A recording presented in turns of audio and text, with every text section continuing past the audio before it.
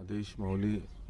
ओम नमो भगवते ज्ञानेश्वराय. माऊलींच्या या आपल्या झोपडीमध्ये आपल्याला आपण जो समजा दिवाबत्ती झालेली नाही आहे तरी सुद्धा काही चिंता करायची नाही. वर्षभर जरी इथे दिवाबत्ती पेटली गेली नाही तरी चिंता करायची नाही. अशा प्रकारे माऊलींचा महाआदेश आहे. समजा आपल्याला त्यातही करून दिवाबत्ती करायचं आपण कोणी आनंदाने करू शकता.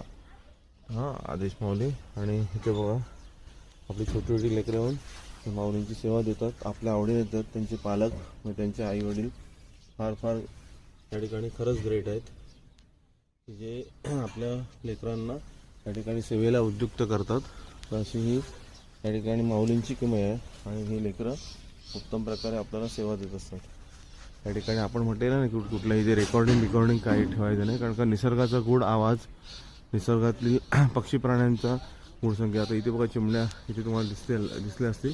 त्या ठिकाणी ते दाणे खायला आला हे बघा इथे सगळ्या चिवताई. खूप सुंदर आशीर्वाद हे आपल्याला मिळत असतात त्या ठिकाणी. माता इथे आपण रेकॉर्डिंग लावली तर ते बिचारे पक्षी कसे येणार, बरोबर. म्हणून निसर्गाला हानी करण्याचा कुठलाही आपल्याला अधिकार नसतो. आणि माऊलींचं हे विश्रांतीचं महास्थान आहे, ऊर्जेचं महास्थान आहे. विश्रांतीमध्ये एक ऊर्जा लपलेली असते, ती प्राप्त करण्याचं हे महास्थान आहे. आदेश माऊली अलख निरंजन क्षमस्व परमेश्वर. आदेश.